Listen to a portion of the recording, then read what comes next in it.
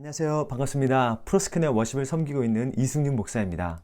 오늘은 한절 설교 44번째 시간입니다. 오늘 말씀을 통해 하나님의 음성을 듣는 귀한 시간 되기를 소망합니다. 그럼 한절 설교 시작하겠습니다.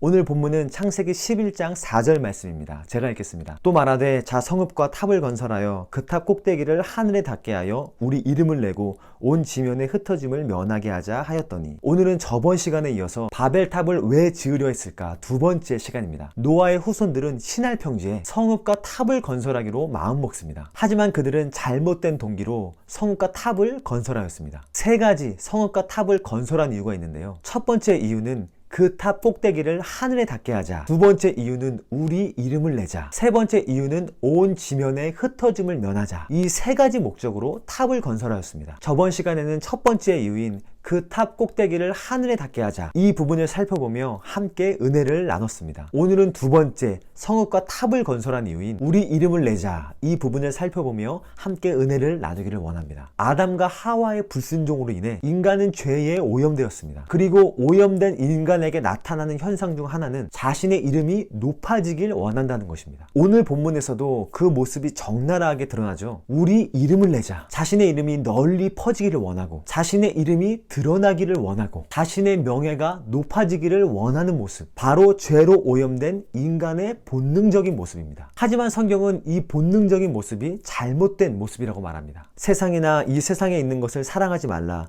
누구든지 세상을 사랑하면 아버지의 사랑이 그 안에 있지 아니하니, 이는 세상에 있는 모든 것이 육신의 정욕, 안목의 정욕, 이생의 자랑이니 다 아버지께로부터 온 것이 아니요 세상으로부터 온 것이라. 성경은 세상을 사랑하지 말라라고 말합니다. 세상을 사랑하면 하나님의 사랑 안에 있지 못한다라고 말합니다. 그리고 요한은 하나님의 사랑에 있지 못하게 하는 것, 즉 세상으로부터 온 것에 대하여 요한 1서에서 나열하고 있습니다. 그것이 무엇이죠? 육신의 정욕, 안목의 정욕, 이생의 자랑, 이 세 가지입니다. 이 세 가지가 바로 하나님의 사랑 안에 있지 못하게 하고 세상으로부터 온 것이라고 말합니다. 오늘 본문에서 노아의 후손이 바벨탑을 지으려고 하는 이유가 무엇입니까? 바로 요한 1서에서 말한 세 번째 이유인 이생의 자랑에 해당하는 것입니다. 자기 자신을 자랑하고 싶은 것입니다. 자신이 드러나고 싶은 것입니다. 자신의 이름을 높이고 싶은 것입니다. 이것은 하나님으로부터 온 것이 아니고 세상으로부터 온 것입니다. 세상은 계속해서 우리에게 말합니다. 더 이름을 내야 한다고 말합니다. 호랑이는 가죽을 남기고 사람은 이름을 남겨야 한다고 말합니다. 더 높아지고 더 유명해져야 한다고 말합니다. 하지만 성경은 반대로 이야기합니다. 그리스도인은 더 낮아져야 한다고 말합니다. 내 이름이 아니라 예수님의 이름이 드러나야 한다고 말합니다. 그래서 세례 요한은 이렇게 고백했죠. 그분은 점점 번영해야 하고 나는 점점 쇠퇴해야 한다. 무슨 고백입니까? 예수님의 이름은 드러나야 하고 나의 이름은 가리워져야 한다는 것입니다. 예수님은 높아져야 하고 나는 낮아져야 한다는 것입니다.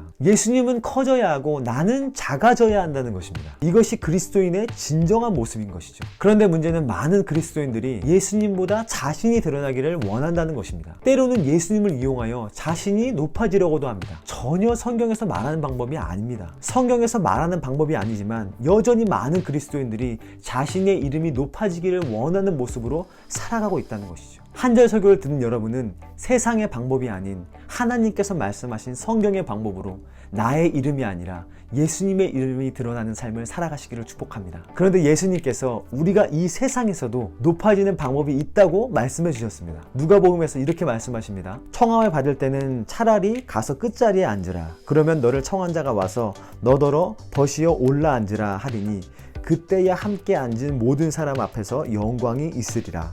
무릇 자기를 높이는 자는 낮아지고 자기를 낮추는 자는 높아지리라. 어디 갔을 때에 끝자리에 앉고 자신을 낮추는 사람, 더 높아지려고 하는 것이 아니라 더 낮아지는 사람, 그러한 사람은 오히려 세상에서도 높아진다 라고 말씀하십니다. 여러분, 그리스도인이 어떠한 삶을 살아야 할까요? 지금은 자기 PR 시대죠. 자신을 더 드러내야 하고 자신이 더 잘하고 높다고 말해야 하죠. 그런데 예수님께서는 우리가 더 낮아져야 한다고 말씀하십니다. 세상에서 말하는 것과는 반대의 모습이죠. 진정한 그리스도인으로 사는 것은 결코 쉬운 일이 아닙니다. 왜냐하면 세상의 가치관과는 반대의 모습으로 살아가야 하기 때문이죠. 하지만 우리가 예수님의 말씀대로 살 때 그리스도인으로서 능력을 능력을 경험하게 될 것입니다. 한 주도 더 낮아짐으로 승리하시는 여러분이 되시기를 축복합니다. 오늘 적용 찬양으로 나의 가장 낮은 마음을 선택했습니다. 이 찬양에 이러한 가사가 있습니다. 나의 가장 낮은 마음 주님께서 기뻐하시고. 그렇습니다. 예수님께서는 우리의 가장 낮은 마음을 기뻐하십니다. 종료 영상으로 이 찬양을 띄우겠습니다. 이 찬양 함께 부르시며 한 주도 승리하시기를 축복합니다.